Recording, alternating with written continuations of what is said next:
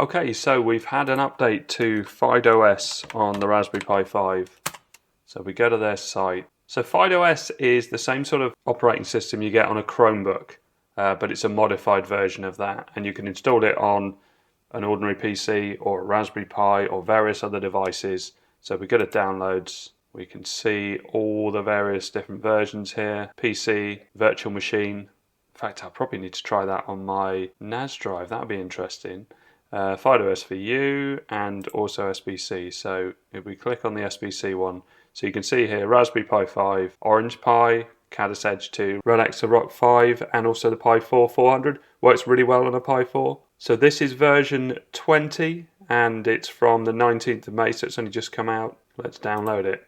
And if we have a look at the news, so introducing FydeOS 20. I use FydeOS a lot. I've got a Fyde tab which they sent me to test a long time ago now. And when I'm at work, not YouTube work, but another work, I use that to browse the internet and check things. And it's just brilliant. It's very, very straightforward, very stable, fast, and really well featured because you can add Linux to it and you can also add Android to it as well as having a proper desktop browser. So if we scroll down through, so they've got a FydeOS Notes, which can be stored locally. Lots of things can be stored locally on Chromebooks. AI-powered Copilot. That's interesting to see in this because that's a Microsoft product. Brainstorming, writing, summarizing and generating ideas. And stylus support as well. Microsoft 365 and OneDrive integration. It's not locally installed, as far as I'm aware. On a Chromebook, you'd always use the web-based version, which is still decent. You have a snap group. Manage this group as a single entity, move, resize, switch focus, or send the paired windows to other virtual desktops simultaneously. That sounds cool. Smooth the window resizing animations. FydeOS Help Center has been redone. New power saving mode. Using a newer Linux kernel. Vulkan graphics acceleration. 50% higher scores in Motion Mark. And obviously lots of things have been updated. GPU acceleration for Linux containers is now disabled by default to improve system stability, but can be re-enabled via Chrome flags. Yeah, I tend not to use anything GPU intensive through FydeOS. I would tend to do that through the Android side. So if it was games or video. Some notes specifically for Raspberry Pi: running multiple Android apps simultaneously might crash the Android subsystem. If this occurs, wait a few seconds and relaunch. System hibernation is not supported due to Raspberry Pi kernel limitations. So I think I'm going to try it on an NVMe drive. So I'll pop it in my Oracle Caddy and let's plug that in. And this is cool, straight from the off. It's asking you if you want to connect a Bluetooth mouse or keyboard. It's an operating system that works great with touchscreens, but I'm not using it on a touchscreen at the moment, so I've got a wired mouse in here. So I've only got these two options to start off with. Let's go get started and accept. So I'm going to log in with my Google account, and I've got two-factor authentication on this, so I'll get a message. So I'll say yes on my iPad. So, FydeOS AI, your OS level AI assistant. Start a quick chat in FydeOS AI to begin writing, planning, learning and more by creating various AI assistants. FydeOS AI is also accessible by pressing Ctrl+C+C anywhere for customizable quick actions. Oh, to use FydeOS AI you need to sign in with a FydeOS account. If you don't have one yet, you can sign up for free. We can change the size of icons. Got different themes. And this is the desktop wallpaper I use on the Fyde tab. Can I change this to UK? Oh, there you go, that's better. So we have a look at all the apps here. So FydeOS AI, let's see what it does. So sign in to continue. I think I did do it with a phone number once before. Yes, they texted me a code. So let's try my new sign in. FydeOS AI is a system level assistant built for FydeOS. Compatible with leading AI models and supporting system level calls. Just chat. Available at any time, supported by the shortcut keys. Okay, let's have a look then. It's on GPT-4 at the moment, GPT-4 mini. If I start typing, how do I create a lithium battery? Creating a lithium battery involves complex chemistry and physics and it requires special... Oh yeah, that works. That was nice and quick as well. Obviously this isn't local AI, this is all doing it over the internet. But we can also add extra systems. There's so many now, isn't there? And it's really hard to know what to use. It's nice that they give you a list and it tells you expert in generating JSON formatted prompts for task execution. Does Gemini come built into this? Let's have a look. Gemini comes up under FydeOS AI. Oh no, it's right. So it's offering to use the AI as a search. That's cool. So I quite like the way they've done this. So teaching, writing code. So if I said Python, for instance, what's it going to come up with? Python Artisan, Python Development Master, Python Buddy. I guess I'd do more research on this, but let's just go with this Python Artisan, add assistant and converse. Oh, this is clever, isn't it? Clever the way it's integrated it into it. And you can see here it's appeared so we can switch between different ones. Now, there's a TikTok video with a guy who used to be on BBC, and in it he creates a Python game. Just seems too easy. So he typed in create Python code for a simple graphical game where you have to catch, and he put raindrops in a bucket. So I'm going to say tea bags in a cup because I'm British. Oh, and I've missed an E off where.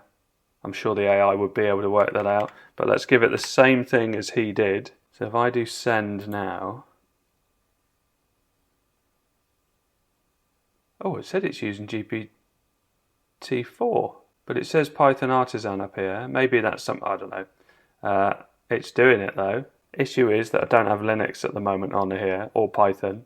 So, teabag catching game in Python comes up here. So ensure you've got Python installed. Oh, it's so clever, isn't it? Let's go to settings and Linux. Set up Linux development environment. So this installs Linux on Chrome OS. So let's do setup. And next. So this is a 256 device. Let's leave that as it is. Let's go for 20 gig as this is so big, as I've got plenty of storage. And let's let it do its thing. It also has a notification to install Android or activate the Android subsystem, which comes up as standard. And you can personalize the mouse. I guess that's all. I've got some extra buttons on this mouse I never usually bother. Okay, that was quick.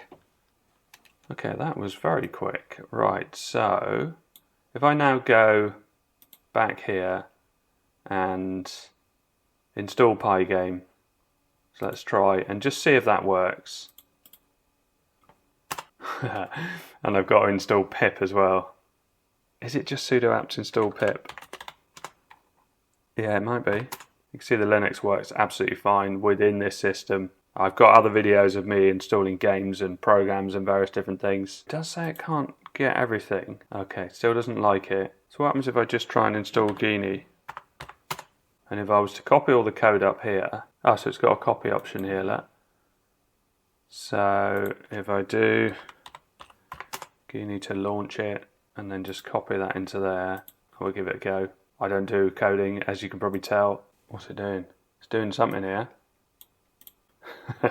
Okay, need to play around with that more. I should have probably tried this in Raspberry Pi OS instead. So just to show that the game did create correctly. So this is from my memory stick, so it's still on the memory stick. If I right click it and open it with Guinea and then build and execute, you can see, I mean the teacup isn't great, but I'm catching the tea bags, and when it's catching the tea bags, it's adding to the score. And obviously it's Python, so you can play around with that code. It's just amazing. So if I do Control-C and sudo apt install xmoto, you can see that that game comes up. And then if I do xmoto, that it comes up, and we can hear it running through my speaker. And we just jump into a random level, maybe one I haven't tried before. There you go, so that's working nicely. I'm not going to make it up there, crikey. Right, so let's quit out of that. And when you install something with Linux, if you press the Windows key, it comes up just like an app. So it will launch Linux when it needs it. So it doesn't launch Linux as standard, but yeah, it will turn up like these here. So Guinea's still running. So let's close all this down. But that's really impressive that you can switch through the different assistants. And the way it puts things into different sections is handy, because there just is so much information on AI and it's changing by the day. Let's do the Android subsystem. And all it is just click on it and agreeing and launch. So that's installed. So we have Android here now, but also we can add the Google Play Store if we want. So if you don't want the Play Store, you can sideload APKs normally. But if you do want the Play Store, if you go to the store and configure GApps, and we can do add app, open GApps installed, and then open app, and agree, and next, and install. This will install and configure open GApps to your FydeOS device, and OK. So the Play Store is installed and I'm signed in, so this is the easiest way of installing Android apps. So if we have a look and see what's there. So say I wanted VLC for video playback, I can install that. So this is the Android app it's installing now. And if I plug a USB stick in, it gives me the option of opening the Files app. So here's my USB stick. Now on the stick, I've got my Python game here, but I've also got a 4K file. So you can see here.